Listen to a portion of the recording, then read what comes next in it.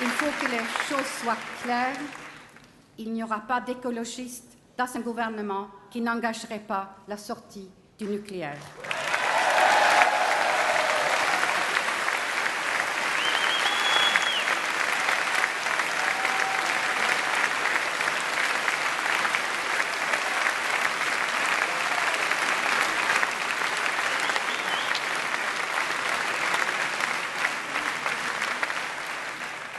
Deuxièmement, cette transition énergétique suppose une transformation écologique de l'économie fondée sur la relocalisation et la reconversion des industries, ainsi que sur une protection des frontières européennes à partir des critères environnementaux et sociaux. Il faut en finir avec le court-termisme, la société du jetable et la culte de la croissance fondée sur des chiffres faux. Au toujours plus du PIB, nous devons opposer le toujours mieux des citoyens.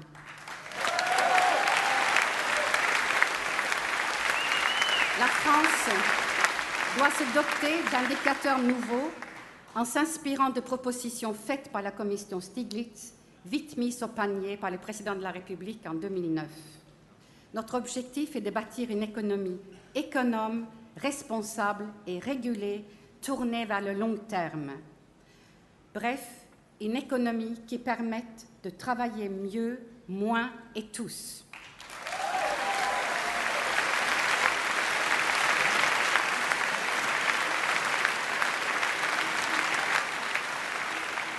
Troisièmement, nous nous battons pour le droit au respect et à la dignité pour tous. Nous voulons particulièrement lutter contre la discrimination territoriale. Les banlieues et les zones rurales abandonnées à leur sort ne sont pas une question secondaire. C'est là que se joue l'avenir de la République.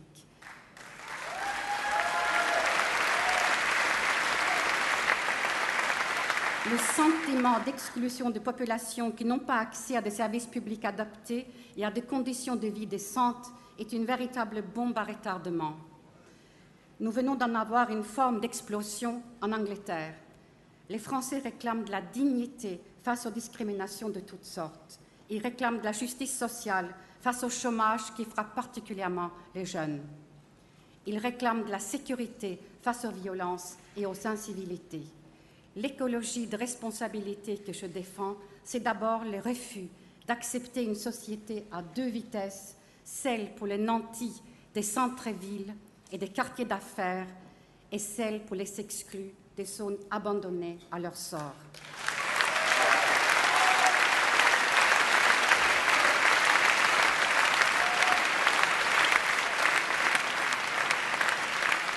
Quatrièmement, nous voulons le renouveau démocratique.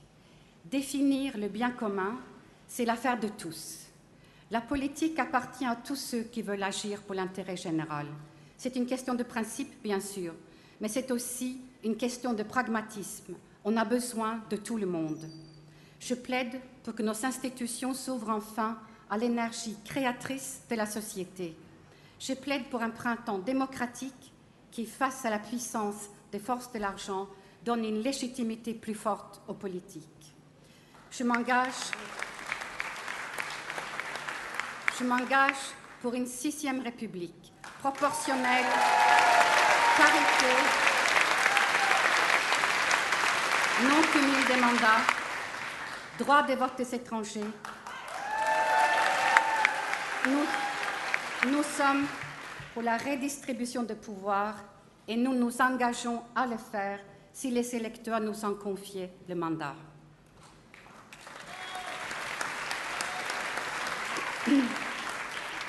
Chers amis, nos idées sont ambitieuses, mais elles sont à la hauteur du grand débat démocratique qui s'ouvre. Notre pays sort abîmé du quinquennat de Nicolas Sarkozy. Permettez-moi de le qualifier d'un seul mot. Recul. Recul écologique qui symbolise l'abandon de ce qui avait été négocié lors du Grenelle de l'environnement ou les atermoiements sur le gaz de schiste. Faut-il rappeler la déclaration de Nicolas Sarkozy il y a un peu plus d'1 an quand il disait « L'environnement, ça commence à bien faire ». Recul économique et social encore, qui symbolise le bouclier fiscal et l'aggravation des inégalités en matière de retraite. Faut-il rappeler que l'espérance de vie d'un ouvrier à 35 ans est 6 années inférieure à l'espoir de vie d'un cadre supérieur? La réforme des retraites conduite par le gouvernement est une réforme en trompe-l'œil. Nous reviendrons au droit à la retraite à 60 ans et engagerons une réforme juste et durable.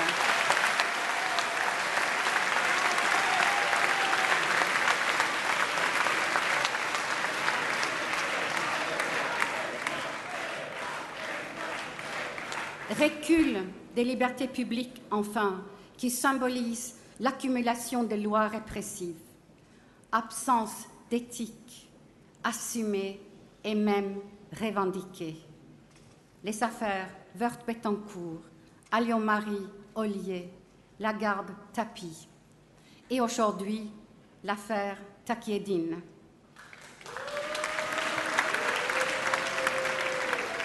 Qui est Taqi-Eddine? Un homme d'affaires peu recommandable, un ami intime du clan Sarkozy, Hortefeux, Copé, Guéant, un financeur supposé de la campagne d'Edouard Balladur, un homme qui a reçu du patron de Total 9,8 millions de dollars à l'automne 2009, avec la bénédiction de l'Élysée. Cet argent a transité par les paradis fiscaux quelques mois après que Nicolas Sarkozy ait déclaré la fin des paradis fiscaux. Aujourd'hui, comme hier, je reste déterminée à lutter contre la corruption, y compris lorsqu'elle touche au plus haut sommet de l'État.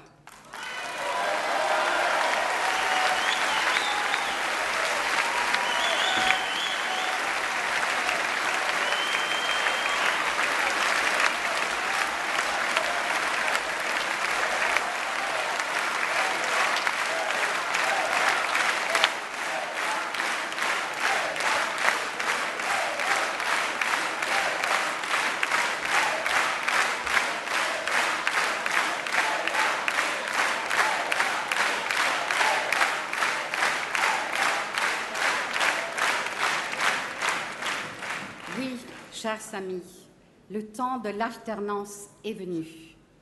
Certains s'inquiètent. Une candidature écologiste est-elle bien nécessaire? Je veux vous faire partager ma conviction profonde.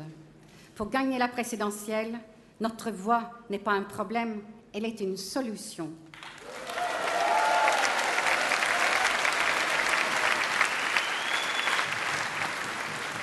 On nous parle sans cesse du 21 avril 2002, mais on oublie que la gauche a également perdu en 1995 et en 2007. Alors qu'il nous soit permis cette fois de faire différemment.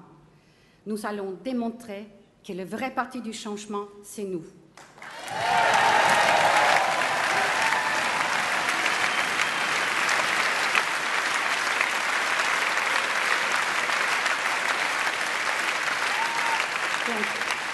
Après nos succès aux élections régionales et cantonales, nous ne sommes pas là pour jouer le second rôle, mais pour forger les conditions de la victoire.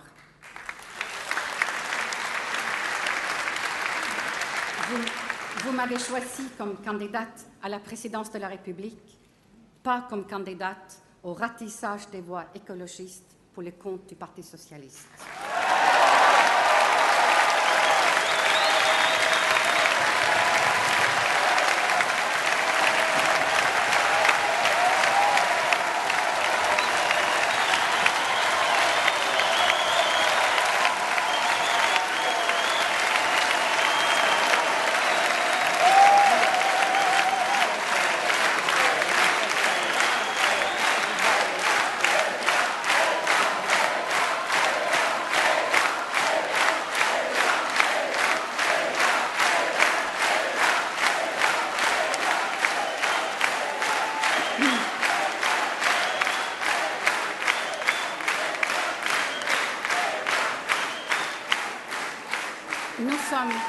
Nous sommes décidés a utilisé le premier tour de l'élection présidentielle pour que se mette en place un nouveau paysage politique et proposer une alternative à la simple mécanique de l'alternance.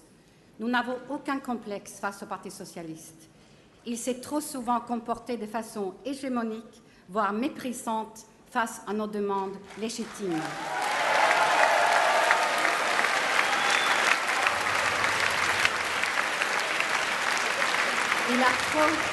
Il a trop souvent renié ses engagements et poursuit encore des grands travaux inutiles comme l'aéroport de Notre-Dame-des-Landes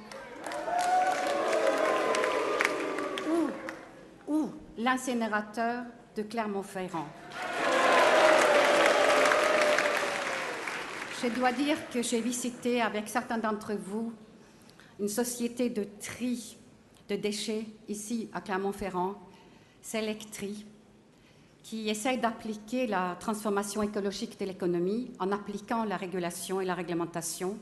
Et savez-vous qu'il n'a pas accès à la ressource parce que, contrairement à la régulation et la réglementation, la ressource est enfouie, elle est acceptée par ceux qui gèrent la décharge d'enfouissement, et comme elle va être pleine, on argumente en disant qu'il nous faut bien un incinérateur.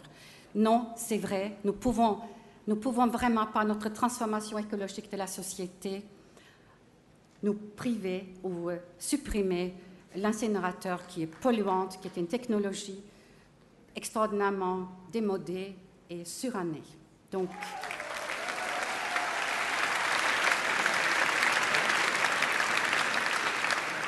nous ne partons pas de rien. 3 millions d'électeurs nous ont fait confiance lors des européennes de 2009 et presque autant lors des régionales de 2010. Je pense d'abord à eux, mais aussi à tous nos concitoyens qui s'interrogent, et je veux leur dire simplement, la seule manière de construire une victoire qui trace la voie du changement écologique et du renouveau démocratique, c'est de voter pour nous.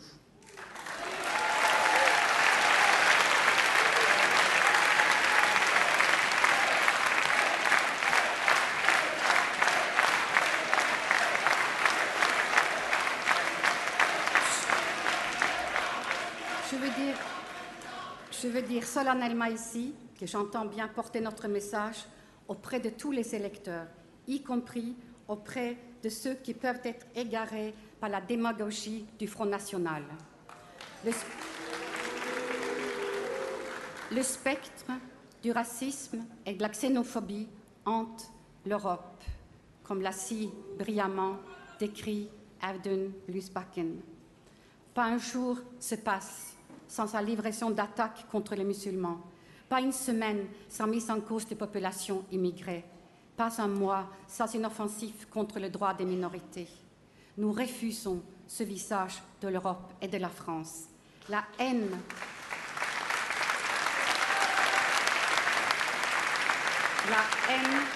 n'est pas une solution à la crise. Elle n'est qu'une réponse dangereuse pour maintenir les privilèges des profiteurs.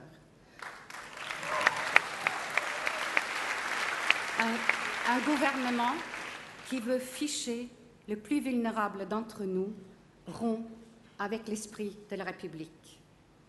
Nous le savons bien, une parole de haine crée les conditions du crime de haine. Je vais m'arrêter ici un instant sur le drame terrible qui vient de vivre mon pays d'origine, la Norvège. Vous avez entendu le poignant témoignage de mon ami Audun Lysbakken, ministre de l'Intégration, qui a accepté notre invitation de venir parler devant vous.